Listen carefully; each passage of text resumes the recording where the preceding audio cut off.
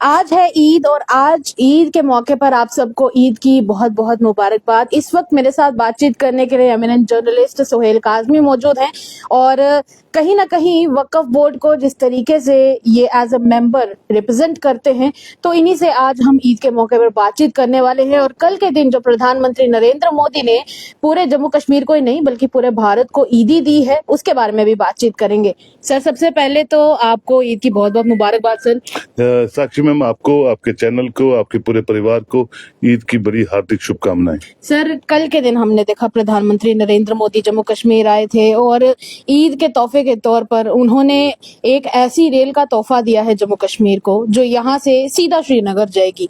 कितना बेनिफिशियल आप इसे समझते हैं और कितना अच्छा तोहफा समझते हैं इसको? देखिए, 150 साल पुराना जो सपना अंग्रेजों ने, डोगरा रूलर्स ने हमें दिखाया था, और 72 में पठानकोट से जम्मू रेल आई थी और कुछ साल पहले हम उधमपुर में वो रेल पहुंची, और फाइनली कल जो 40600 करोड़ का जो लागत से बना हुआ रेल का प्रोजेक्ट ऑनरेबल प्राइम मिनिस्टर ने चीफ मिनिस्टर साहब के सामने और एलजी साहब के सामने और रेलवे मिनिस्टर केंद्रीय के सामने और जितेंद्र सिंह साहब के सामने जो इनॉग्रेट किया है, मैं समझता हूँ एक हिस्ट्री मेकिंग का एक कंसेप्ट जो है कल सुनहरे अक्षरों में वो लिख के चले गए दिल्ली वापस। और ये रेल का इनॉग्रेशन नहीं है, ये पूरे हिंदुस्तान के दिलों को जोड़ने का इनॉग्रेशन है। कश्मीर से कन्याकुमारी की जबानें आपस में जुड़े, मजहब आपस में जुड़े, कल्चर आपस में जुड़े, व्यापार बढ़े और एम्प्लॉयमेंट जनरेट हो। ये सब चीजें, मैं हजारों चीजें गिनवा सकता हूँ जो इस लिंक से जो कल इनॉग्रेट हुआ है उससे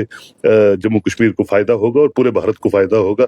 तो हम एज ए सिटीजन शुक्रिया भी अदा करते हैं ऑनरेबल प्राइम मिनिस्टर का, और सलाम भी करते हैं कि वो जो सोचते हैं जम्मू कश्मीर के लोगों के लिए वो करते हैं, और करके अपने सामने खुशकिस्मती से वो तीसरी बार प्रधानमंत्री बने हैं और उन्होंने डेडिकेट किया ये प्रोजेक्ट जम्मू कश्मीर के लोगों को और पूरे भारत के। और इसके साथ साथ मैं ये भी कहना चाहूंगा कि जो हमारे दुश्मन ममालिक हैं जिसमें पाकिस्तान सबसे ऊपर है और उनके जो एलिमेंट्स हैं जो यहाँ दहशत का नाच खेलने में कोई कमी नहीं छोड़ते हैं, उनको भी करारा जवाब है कि पूरे 1 महीने बाद ऑपरेशन सिंदूर जब हमने शुरू किया था उसके पूरे 6 मई और 6 जून को उन्होंने ये एक प्रोजेक्ट जो है जिसकी लागत मैंने आपको बता दी वो पूरी दुनिया के सामने इनॉग्रेट किया। जम्मू कश्मीर फलेगा, हिंदुस्तान फलेगा, फलता फूलता आगे बढ़ेगा, प्रॉस्पेरिटी की तरफ चलेगा। ये एक करारा जवाब उन एलिमेंट्स को दे दिया उन्होंने जो जम्मू कश्मीर को धर्म भरम करने की कोशिश करते हैं। सर, लोगों में एक ये भी नाराजगी थी कि जिनके घर से कोई गया है सिर्फ उन्हें मुआवजा दिया है, जिनके घरों को नुकसान हुआ उन्हें कोई मुआवजा नहीं दिया गया था। पर कल के दिन प्रधानमंत्री नरेंद्र मोदी ने उसका भी ध्यान रखा, लोगों से कहा कि 2 लाख रुपए का हम आपको एक तरह से मेंटेनेंस के कॉस्ट देंगे जिनके घर का नुकसान हुआ है, क्योंकि लोग इतने साल लगा लेते हैं अपने घर बनाने के लिए, कुछ लोगों के जीवन भर की कमाई होती है। कितना अच्छा स्टेप रहा ये? बहुत अच्छा। प्रधानमंत्री का दिल जो है जम्मू कश्मीर के लोगों के लिए धड़कता है।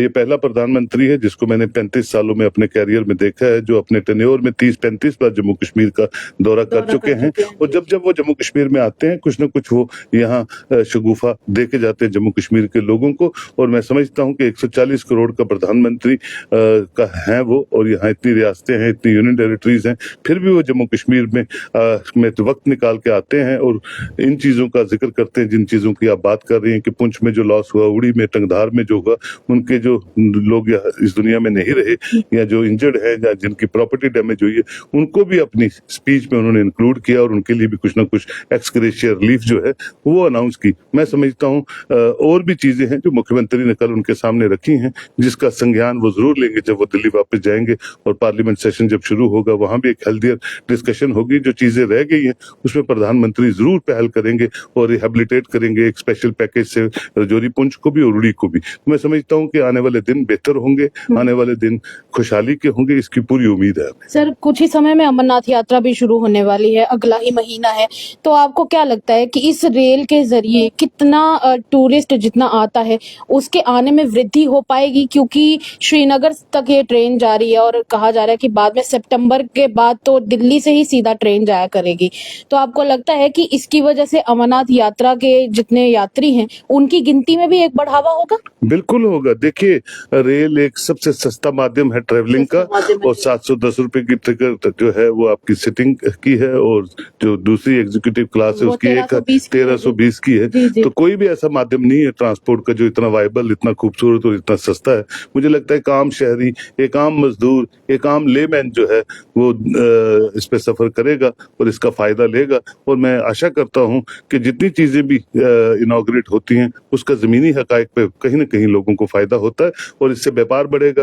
व्यापार की मंडियां बढ़ेंगी और ज्यादा से ज्यादा टूरिस्ट यहाँ आए। टूरिस्ट से के साथ साथ जितने अलाइड सेक्टर टूरिज्म से जुड़ते हैं, पोनी वाला है, टैक्सी वाला है, होटल वाला है, ढाबे वाला है, सबके काम जो है वो बढ़ेंगे। हमें उम्मीद करनी चाहिए, क्योंकि अभी ताजा ताजा पहलगाम हुआ था, थोड़े से लोग थोड़े से सेंसिलाइज हो जाते हैं, डर जाते हैं, लेकिन मुझे लगता है जिस तरह की कोशिशें उमर अब्दुल्ला भी कर रहे हैं, प्राइम मिनिस्टर भी कर रहे हैं, एलजी भी कर रहे हैं, आने वाला वक्त जो है वो यहाँ टूरिस्ट का भरमार होगा।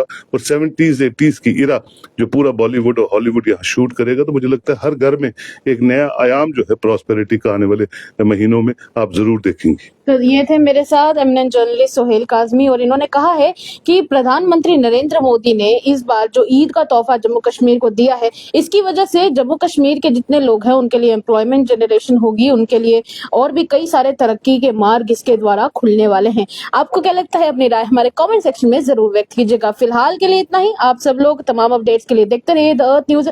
साक्षी सानी को दे इजाजत। फिलहाल के लिए आप सबको ईद मुबारक और तब तक के लिए सत्यमेव जयते।